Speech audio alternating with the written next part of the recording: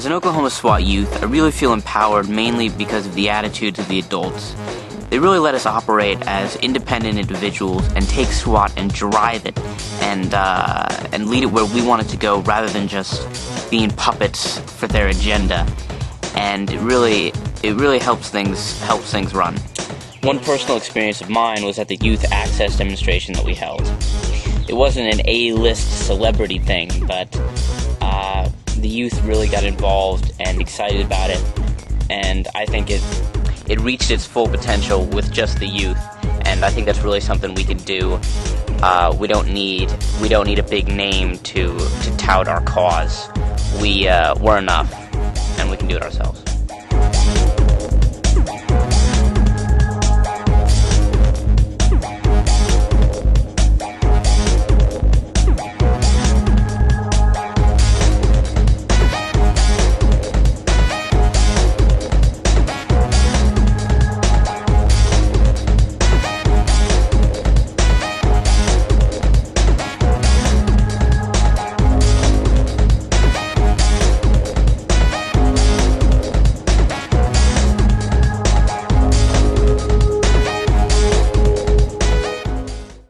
We had 3 statewide initiatives for Oklahoma.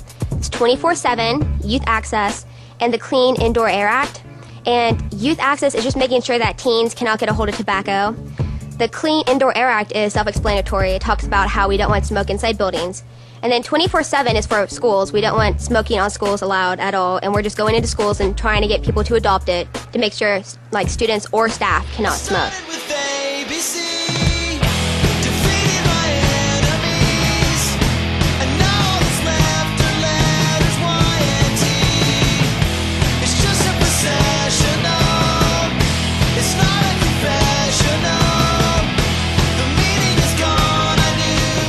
We went to the Reality X Jam, and Matt Hoffman was there, and there was people skating, and there was lots of ramps, and while bands were playing, and it was a lot of fun, and a lot of people showed up, like a couple 10,000, and we were able to get the word out about tobacco, and it really attracted the alternative crowd and the punk crowd because we had a lot of bands there that we could relate to, and that's why they came, and then they also got to see SWAT and see what we did.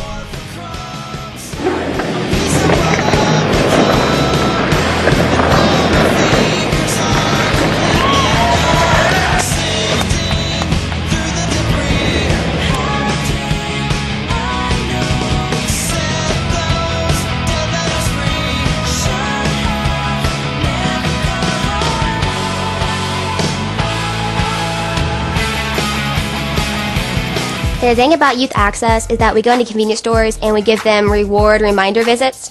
And what we do is that we go in, we go to the sales clerk, and we ask to buy cigarettes or any kind of tobacco product.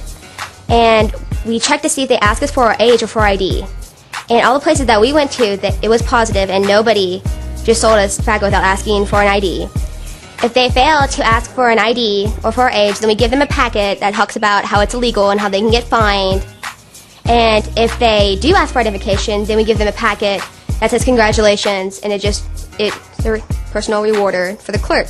And we can do this like anytime, anywhere, because it's free, and we can just go in and check to see if they'll ever sell us tobacco. Another fun and easy thing to do is to have a sit-in. That's where you get a lot of SWAT members and even people that aren't SWAT members. And we all go to a restaurant that has a smoking area, and then you fill up all the seats, and that way no one in the restaurant can smoke. And you can eliminate that secondhand smoke, and you can get media attention and call the news stations, and they can bring cameras, and it really calls attention to the SWAT program and what we're trying to do and what we're trying to say by doing this. And there's a definite correlation with SWAT and the rates of smoking that has dropped by 5% in middle schools and by 10% in high schools. And this shows that SWAT is really becoming effective, and it's teaching kids not to smoke and how it's so harmful to your body. And it harms not even yourself, but all the people around you from secondhand smoke. People are usually surprised by what we can get done just as youth. We try to be really efficient, and we stretch our resources, and I think we really make the best use of what we've got.